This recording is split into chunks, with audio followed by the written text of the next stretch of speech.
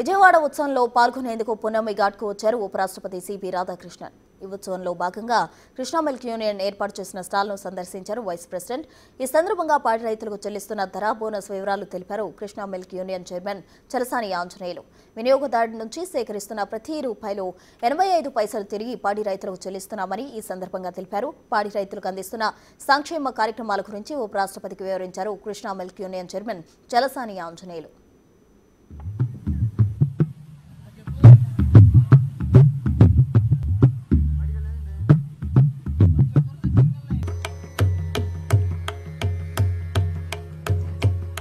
CP Radhakrishnan గారు విజయవాడ జాతీయ ఉత్సవం లా జరుపుకుంటున్నటువంటి మన విజయవాడ ఉత్సవం గౌరవంగా భావించాల్సిన విషయం. మన సంస్కృతి, ఐక్యత, జాతీయ